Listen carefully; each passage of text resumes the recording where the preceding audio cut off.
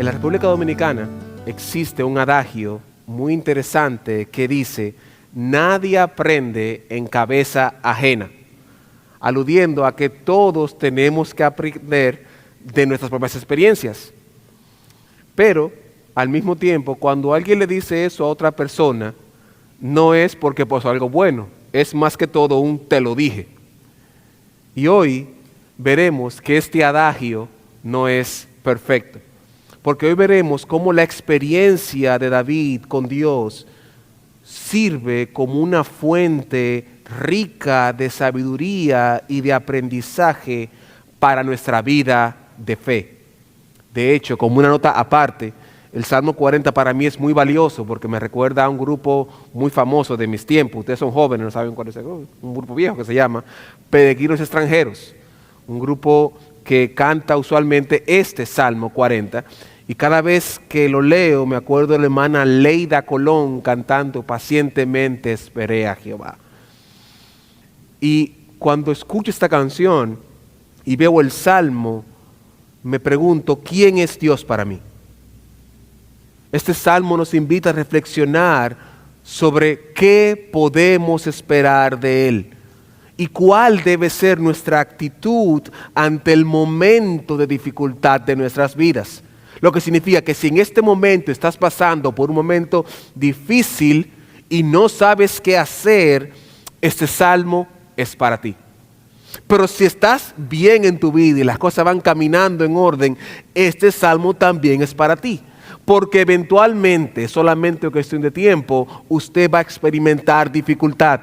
Y es en ese momento de dificultad en donde este Salmo cobra vigencia. Y vamos a responder la pregunta, ¿quién es Dios para mí? Y lo vamos a ver en la experiencia de David y en este texto específico con 3 movimientos. Primero vamos a ver el Dios en quien podemos confiar, versos 1 al 4 del capítulo 40. Luego veremos el Dios que se debe dar a conocer, versos 5 al 10. Y luego veremos el Dios misericordioso que libra a sus hijos, versos 11 al 17. La idea que quiero que quede en sus corazones, hermanos, es que podemos esperar confiadamente en Dios porque Él llegará a tiempo. Su respuesta no tarda.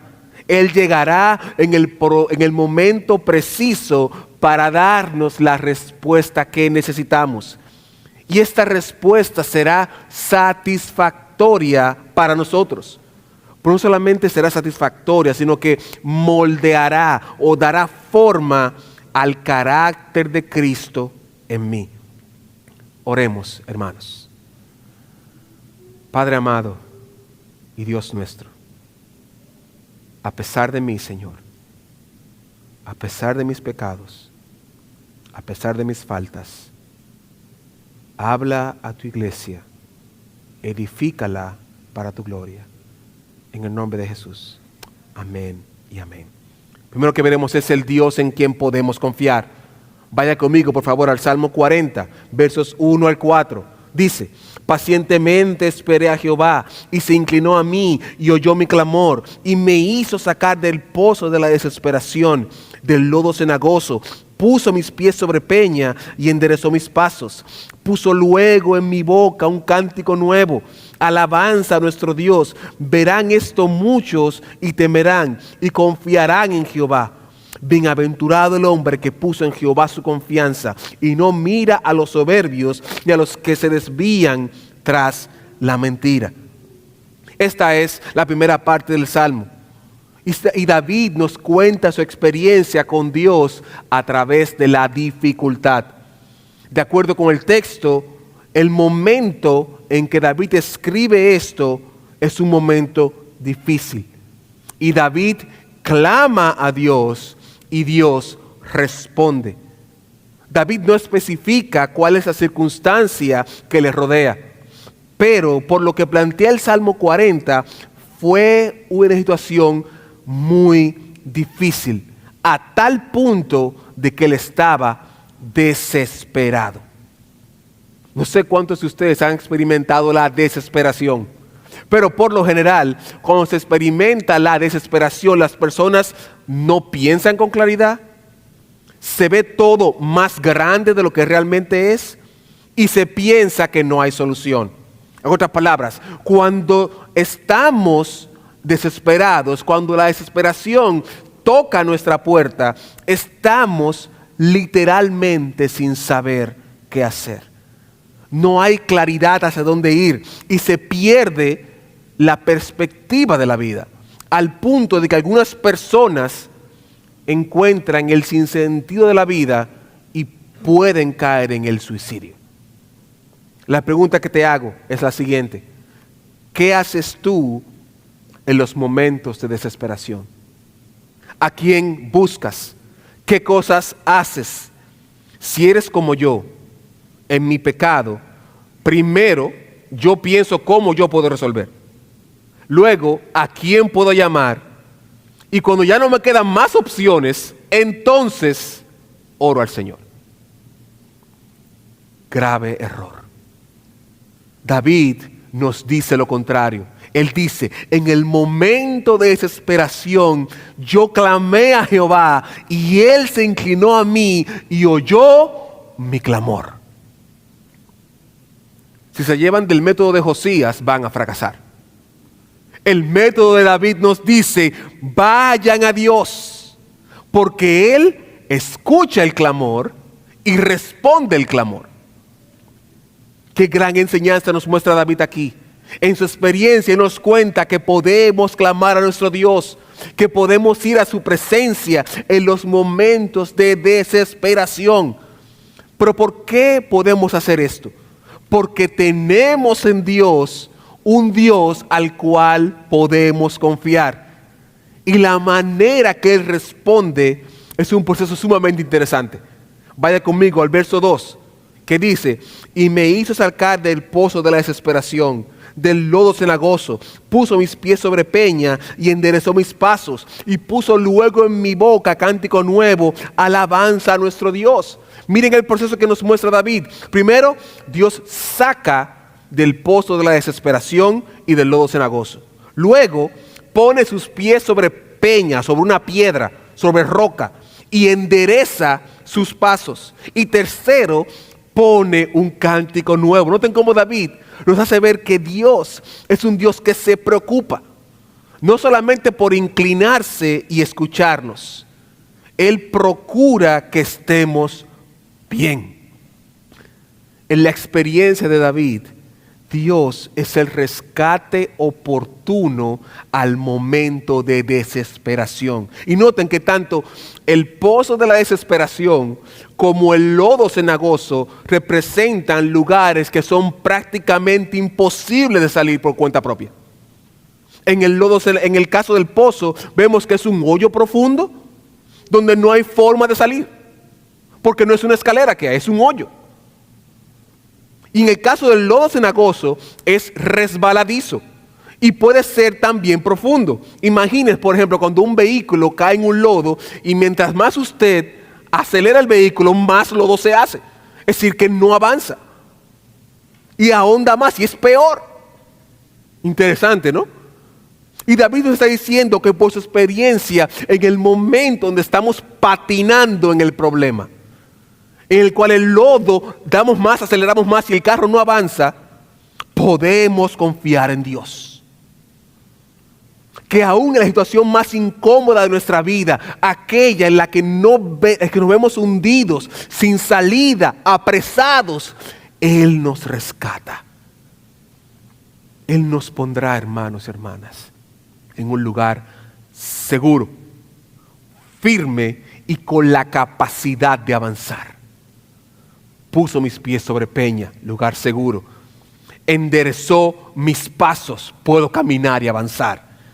¿Cómo se ve eso en nuestras vidas hoy?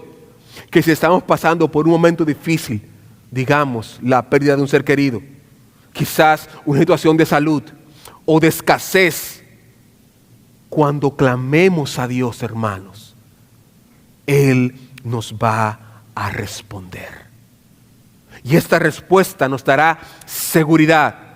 Ahora, no estoy diciendo que las cosas van a salir como quisiéramos, ni que la respuesta de Dios va a ser inmediata, necesariamente. Es probable que todo salga exactamente opuesto a como pensamos. Y miren, vamos a utilizar el mismo David como ejemplo. Segunda de Samuel, capítulo 12, versos 15 al 18. Segunda de Samuel 12, 15 al 18. Dice: y Jehová hirió al niño que la mujer de Urías había dado a David, y enfermó gravemente. Entonces David rogó a Dios por el niño, y ayunó David. Y entró y pasó la noche acostado en tierra. ¿Usted está entendiendo esa parte, verdad? David no durmió en días, llorando, clamando. El mismo David del Salmo 40. ¿Se ve? Pasó la noche acostado en tierra. Y se levantaron los ancianos de su casa y fueron a él a hacerlo levantar de tierra, mas él no quiso, ni comió pan, ni comió con ellos pan. ¿Y qué pasó el séptimo día? El niño murió. Noten cómo el mismo David que oró en el Salmo 40 es el mismo que clama en segunda de Samuel. Y la respuesta que Dios da no era en lo absoluto lo que David esperaba. Aunque es cierto que todo esto es consecuencia del pecado de David, no es menos cierto que David utilizó a Betsabé para traer a Salomón, que se convirtió en el sucesor de David. Desde nuestra perspectiva, el niño no tenía culpa, ¿cierto? Desde nuestra perspectiva, Betsabé no tenía culpa. Y David ayunó días. Y Dios respondió completamente opuesto a lo que David quería. Con esto no estoy diciendo que no habrá consecuencias al pecado, o que tenemos que tomar las consecuencias a la ligera. Lo que estoy afirmando es que al final del día, si hemos clamado a nuestro Dios y hemos confiado en Él, Él se encargará de que nosotros estemos firmes, seguros, y nuestro caminar por la vida será conforme al de Él, aun cuando recibamos las consecuencias de nuestro pecado. Dios hará, hermanos y hermanas, que las cosas funcionen conforme a su voluntad. Él no dejará de ser nuestro Dios. Él está disponible para nosotros. Y por la experiencia de David, vemos que podemos confiar en Él. Salmos 46:1. Dios es nuestro amparo y nuestra fortaleza, nuestro pronto auxilio en las tribulaciones. Y es interesante porque la traducción de pronto la asumimos como rápida. Pero en el contexto original, pronto no es de rápido, es de cercano. Jehová es nuestro cercano auxilio en el momento de la tribulación. Es decir, no es que yo lo llamo y Él llega. Es que Él ya está ahí con usted. Clame a su Dios.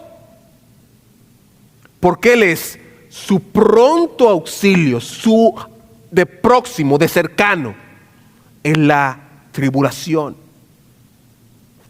David continúa diciendo que Dios no solamente se inclinó y oyó, y no solamente lo sacó del momento de la dificultad y lo afirmó, sino que también le dio razones para adorarle. Verso 3 del capítulo 40. Puso luego en mi boca cántico nuevo, alabanza a nuestro Dios. Dios puso en David un cántico nuevo. Él le dio razones para adorarle. Este no es el caso único en la Biblia. Miren el ejemplo, por ejemplo, de Ana. Luego de haber sufrido la vergüenza de no poder embarazarse, en una época donde no tener hijos era una maldición. Era una vergüenza no tener hijos. Y encima de eso, la otra esposa, Penina, burlándose de ella todos los días. ¿Qué hizo Ana? Clamó al Señor. Y Dios responde su oración. Y esta es parte de la canción que canta Ana, 1 Samuel 2, 1, 2, 5. Dice, y Ana oró y dijo, mi corazón se regocija en Jehová.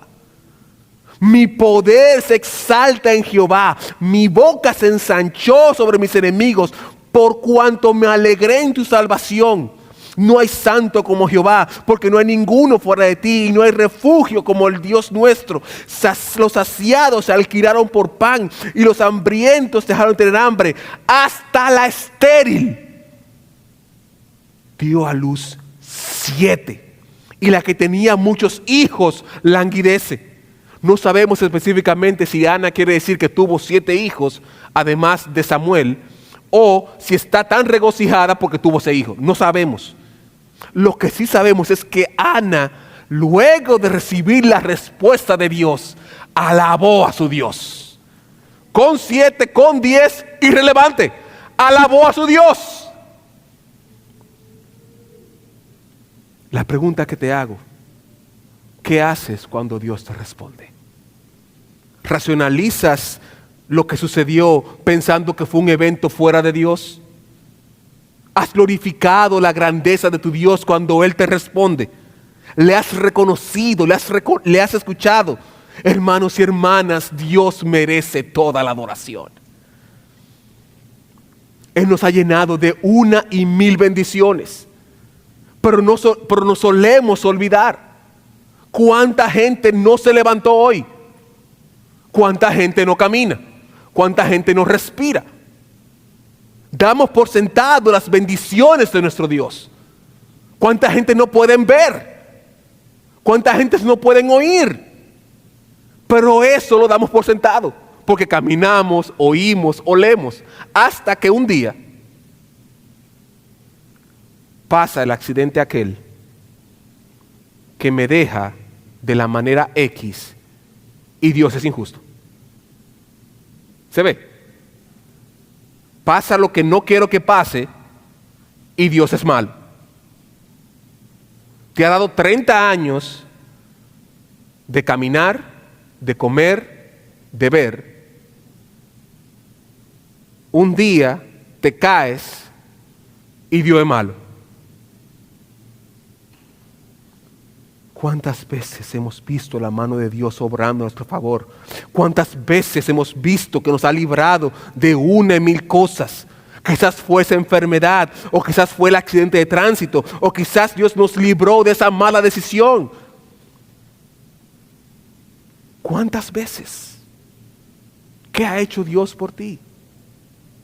Y lo que ha hecho más grande, el día que te rescató de las garras del infierno, del pecado y de la muerte. La mamá de Freddy está en el cielo porque Dios la sacó del infierno. Sencillo. Sencillo. Y usted le pregunta a la mamá de Freddy si quiere volver, ella va a decir que no. Usted le pregunta a mi papá que murió. Mi papá tenía algo muy particular. Mi papá y mi mamá tenían un nombre muy particular entre ellos que se llaman Purum. No me pregunte qué significa, es una cosa de ellos de amor. Y papi, que era un siervo de Dios, decía, por ejemplo, a mi mamá, mi Purum, son las 11:36. ¿Tú te imaginas cómo está el cielo ahora mismo? Y mamá me decía, ¿cómo está Domingo? De oro, bienvenida, de oro. Y la gente pensaba que mi papá no amaba a mi mamá. Y no, mi papá amaba a mi mamá con todo lo que podía. Pero si lo ponían a elegir entre el cielo y aquí, mi papá decía, bueno, bienvenida, te amo, maravilloso, hablamos ahorita, nos vemos después, hablamos el martes, hoy yo quiero ir para el cielo. Mi esposa también es así a veces, porque si fuera por mí, pero hace rato que estuviera en el cielo, yo, si fuera mi decisión. Pero tus hijas, ellas van a crecer normal, Dios las va a cuidar, yo quiero estar en el cielo. Pero tu esposa va a encontrar un hombre bonito, alto y rico, maravilloso, yo en el cielo. Pero tus hijas no las vas a ver, está bien, ellas van a crecer, se van a casar, yo en el cielo. Porque hermanos y hermanas, tenemos razones para alabar a nuestro Dios. Tenemos un futuro que Dios nos dice que no habrá más muerte. Calles de oro, mar de cristal, un trono que nos está viendo todos los días. No habrá sol, no habrá llanto. Toda lágrima que usted ha derramado, Dios la va a limpiar, la va a coger en sus manos y va a decir: hijo, ya no llores más. Yo quiero el cielo. Yo amo a mi esposa, amo a mis hijas, pero yo quiero el cielo. Si me ponen a elegir, Eileen, te amo, maravillosa, la mejor mujer del mundo, la más hermosa, pero yo tengo un ticket para ir a un sitio. Hablamos dentro de un rato.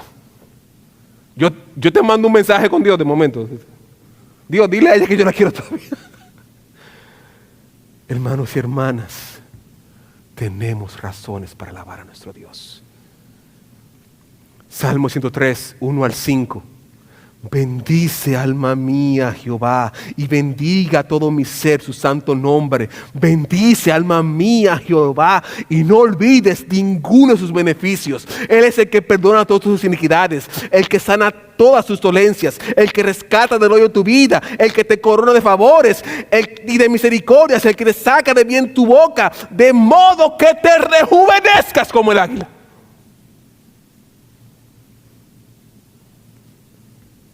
Cuando yo amanezca con tristeza, alma mía, alaba, Señor. No me gustó lo que pasó, estoy molesto, lloro. Alma mía, ¿qué pasa? No. No es que no llore, llore. Gima. Pero después que usted como que vuelve en sí, alma mía, espérate. Alaba a tu Dios. Él es el que te ha coronado de favores y misericordias, el que sacia de bien tu boca, de modo que te rejuvenezcas como el águila. Hermanos y hermanas, David nos muestra el valor de recordar. Noten que él está hablando en pasado, de manera que nosotros también tenemos que hacer memoria de Dios. Cuando venga el momento difícil, recuerda a tu Dios. ¿Qué dice el Salmo 43? Que esto tiene un propósito. Y muchos temerán y confiarán en Jehová. En otras palabras, el objetivo de todo esto, hermanos y hermanas, es que nosotros seamos la evidencia tangible de la bondad de Dios. En otras palabras, Dios tiene pensado utilizar nuestra experiencia en Él para que otros vengan a Él. Tú eres, Dios, hermano y hermana, la evidencia de Dios. Tú eres la evidencia tangible de que Dios es real, de que Dios responde. Y a través de lo que te pasa a ti vendrán personas y confiarán en Jehová. Santiago 1, 2 y 4, hermanos míos, tened por sumo gozo cuando halléis en diversas pruebas, sabiendo que la prueba de vuestra fe produce paciencia, mas tenga paciencia su obra completa, para que seáis perfectos y cabales sin que os falte cosa alguna. Hermanos, nadie quiere pasar dificultades, pero estas son las que forjan o moldean el carácter del creyente y nos permite desarrollar una relación más íntima y cercana con Dios, porque al final seremos instrumentos de Dios para su gloria. David culmina esta primera parte presentando una advertencia de forma de bendición. Verso 4. Bienaventurado el hombre que puso en Jehová su confianza y no mira a los soberbios en los que se desvían tras mentira. Como humanos podemos caer en el error porque conocemos a tal o cual persona, o porque tenemos tal o cual conexión, o porque tenemos tal o cual cuenta de ahorro, podemos resolver. Y estamos seguros y no tenemos problema. Pero David nos dice que esto es un error, que la verdadera dicha es confiar en el Señor, que los hombres pueden y van a fallar. Otra vez, los hombres pueden fallar y van a fallar, Pero por el contrario, en Dios sí podemos confiar. Estamos seguros en Él de que Él va a responder a nuestro clamor. Esto nos da el segundo título, el Dios que debe darse a conocer. Versos 5 al 10. Más ha aumentado, Jehová, Dios mío, tus maravillas y tus pensamientos para con nosotros. No es posible contarlos ante ti. Si yo anunciare y hablare de ellos, no pueden ser enumerados. Sacrificio y ofrenda no te agradan. Has abierto mis oídos, holocausto y expiación no has demandado. Entonces dije, he aquí, vengo, en el rollo del libro está escrito de mí. El hacer tu voluntad, Dios mío, me ha agradado y tu ley en medio de mi corazón.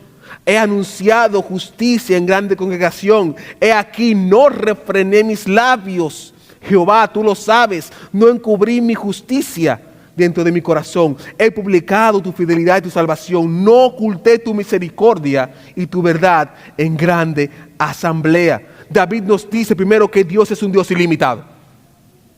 Verso 5. Has aumentado tus maravillas, tus pensamientos. No es posible contarlos. En otras palabras, Dios, el Dios confiable, no es cualquier Dios. Es un Dios que tiene todos los recursos necesarios en exceso. Hermanos y hermanas, nuestro Dios es un Dios ilimitado. No tiene límites, no se acaba.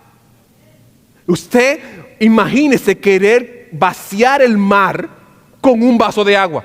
Imposible, imposible. Nada que hagamos delante de nuestro Dios lo impresiona. Es decir, que usted haga mucho sacrificio y muchas cosas. Es decir, como que, ok, maravilloso. Ahora vamos a la parte en serio. Dios no es impresionable. No podemos comprar a Dios. Y esto David lo muestra de manera muy interesante cuando dice, sacrificio y ofrenda no te agradan. Has abierto mis oídos, holocausto y expiación no has demandado. Interesante, porque los sacrificios y las ofrendas sí eran demandados por Dios. De hecho, en el tiempo de David se ve eso muy claro. Y es una parte central del culto judío de la época. De hecho, por esa razón muy básica, estas ceremonias que se hacían antes restauraron las relaciones entre Dios y la humanidad, así que son importantes. Las ofrendas, los sacrificios, lo que hacían era que reconectaban a la persona con Dios. Sin embargo, David no se está refiriendo a la acción individual del sacrificio y a la ofrenda. Cuando vamos en el contexto y lo conectamos con la idea de lo ilimitado de Dios, David nos dice que nuestra respuesta a lo ilimitado de Dios no es hacer cosas para impresionarles. Dios no te va a responder porque te porte bien. Dios no te va a responder porque venga mucho a la iglesia. Dios no te va a responder si tú tienes una familia bonita o fea. Dios no te va a responder si tienes muchos hijos o pocos hijos. Oren por mi esposa que tiene un esposo feo. Oren por ella para que ya. Pero esto no es. ¿Qué es lo que dice? Es a través de su voluntad que Él va a responder.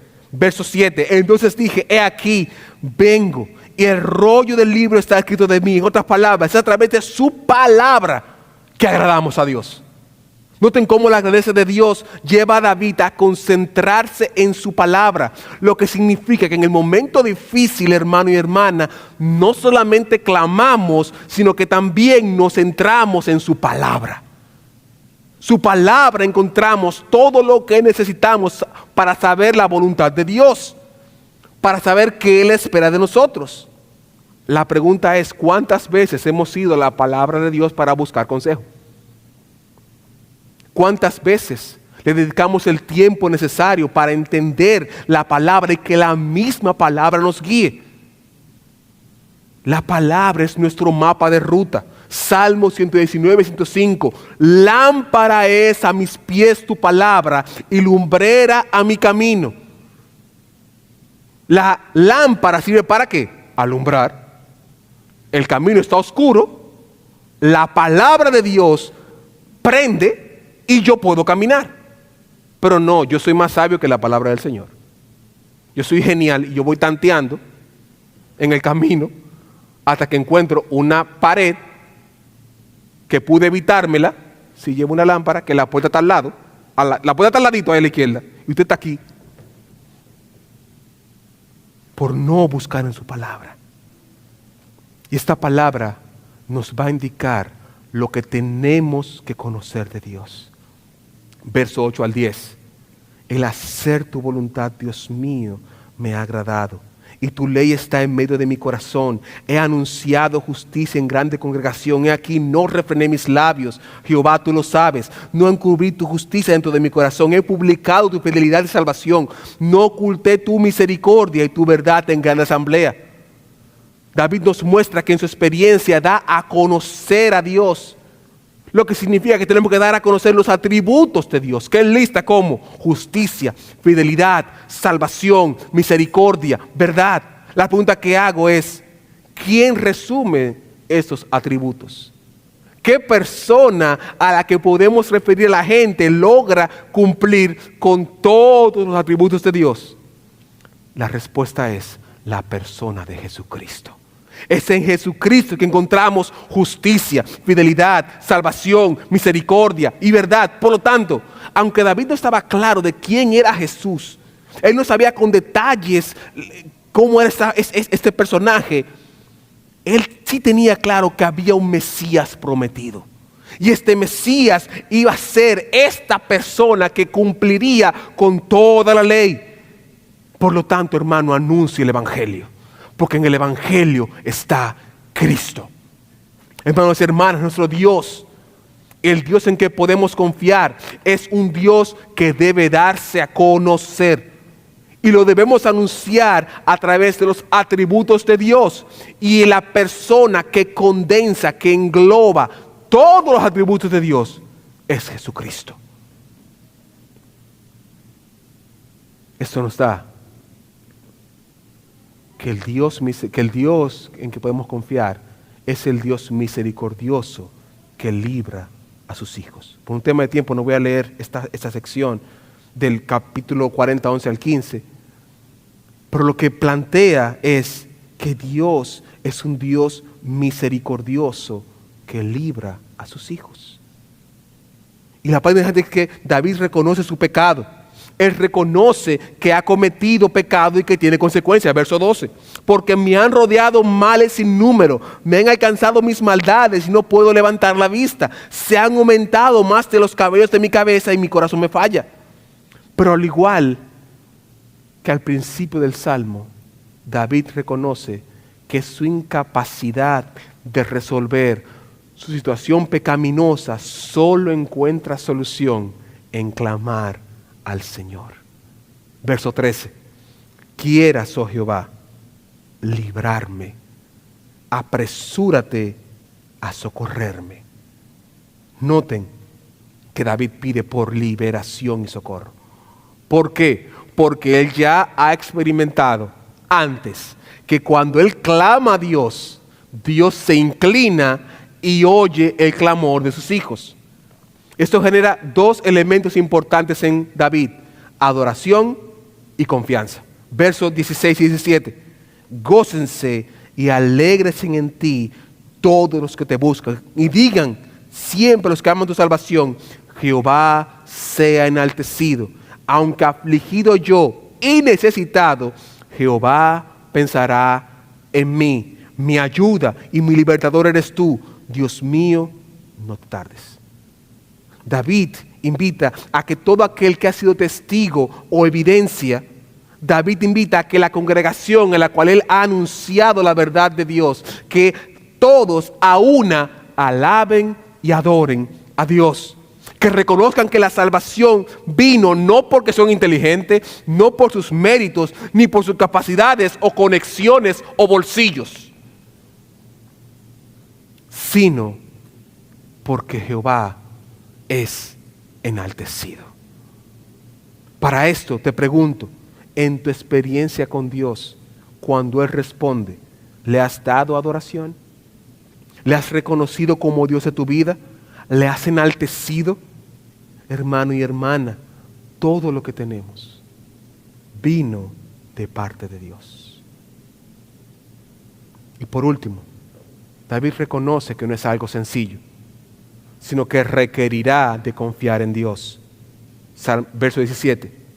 Aunque afligido yo y necesitado, Jehová pensará en mí. Mi ayuda y mi libertador eres tú. Dios mío, no te tardes. David reconoce que la aflicción y la necesidad estarán presentes en su vida. No podemos evitar las dificultades. Sin embargo, David confía que Dios sea su ayuda y libertador. Y aquí es que creo que tiene la clave principal de todo el Salmo. David reconoce que el factor de mayor incidencia en este proceso es el tiempo. Cuando dice, Dios mío, no te tardes, él admite que Dios no siempre responde en el momento en que nosotros queremos, sino en el que Él, Dios, entiende que debe hacerlo. Y esto conecta perfectamente con el principio del Salmo. Pacientemente esperé a Jehová. En otras palabras, también nos está diciendo, debemos confiar en la soberanía de Dios y esperar en Él hasta que Él responda. Lo que significa que nuestra mayor batalla es con el tiempo y con la duda.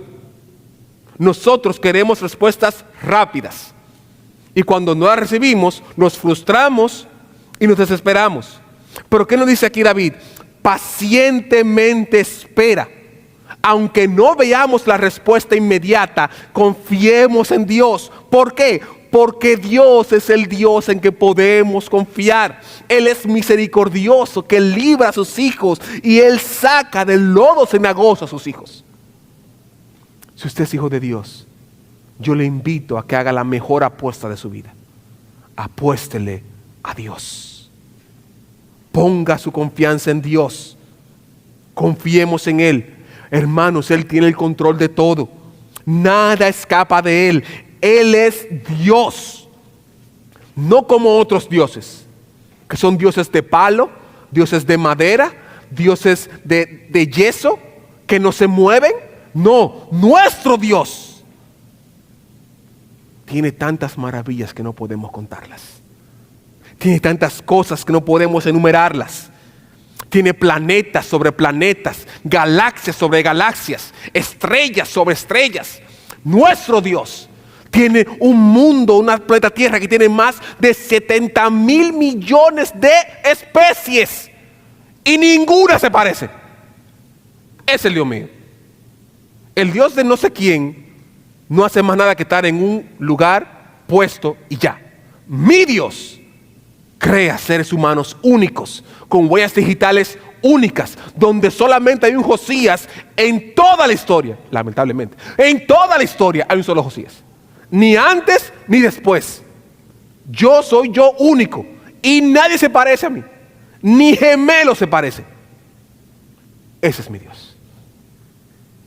Y si ese Dios ilimitado, que crea galaxias, que crea universos, bueno, universo no, que crea el universo, galaxias, estrellas, dice David, ese Dios se inclina y escucha tu clamor. ¿Cómo aplicamos todo esto? Número 1, confiemos en nuestro Dios. Debemos confiar. Y esto es algo que no se da de la noche a la mañana. Es un proceso donde nos veremos al borde de la desesperación. Pero si confiamos, Él, nuestro Dios, se inclinará y oirá nuestro clamor. Lo que significa que no debemos desistir de clamar a nuestro Dios. Nuestras oraciones no caen en un vacío. Nuestras oraciones caen en el resguardo, en la copa de Dios. Número 2, anunciemos lo que Dios ya ha hecho por nosotros. Somos la evidencia tangible de que Dios es real. Por lo tanto, anuncia la verdad de Dios. Y por último, esperemos en Dios. Dios es bueno, hermanos. Dios es bueno. Y Él va a hacer lo que Él sabe hacer mejor. ¿Adivinen qué es? Ser Dios. Lo que Él mejor sabe hacer es ser Dios. Dios soberano, con una bondad que está siempre delante de nosotros y una soberanía que siempre llega a tiempo. Por lo tanto, si aún no has venido a la fe, si aún estás fuera del Evangelio y estás pasando por un momento de desesperación, quiero que sepas que Dios está disponible para ti. Él está esperando que tú vengas a Él en arrepentimiento y fe y te está llamando hoy a que vengas a Él. Ven a Cristo. Y aunque no estés en un momento de desesperación, es cuestión de tiempo para que tengas ese momento. Por lo tanto, ¿a quién vas a clamar? ¿Al abogado? ¿Al financiero? ¿O a tu Dios? Ven ahora, ven a Cristo. Este es el día de salvación y Él te va a rescatar de ese lodo cenagoso, de ese pozo profundo. Cristo quiere salvarte hoy. Ven a Él y recíbele como tu Dios y Salvador. Y si ya estás en la fe, hermano y hermana, aunque sea difícil, confía en tu Dios. Yo sé que no es sencillo, yo sé que no es fácil, pero Cristo nos muestra que Él es la salvación. Y tu mayor problema, hermano, ya se resolvió. Tu mayor problema ya está resuelto.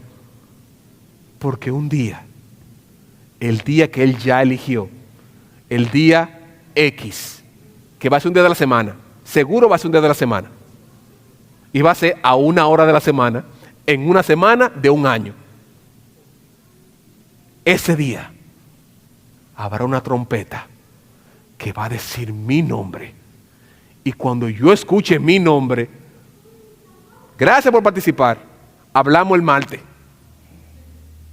si me encuentran. Confía en tu Dios. Él es tu Salvador. Oremos. Padre amado y Dios Todopoderoso, gracias por tu palabra. Gracias porque ella nos transforma y nos dice en quién debemos confiar. Reconocemos que hemos confiado en nuestras fuerzas, oh Señor, que hemos buscado nuestras soluciones, pero también reconocemos, Señor, que nos han llevado a la frustración.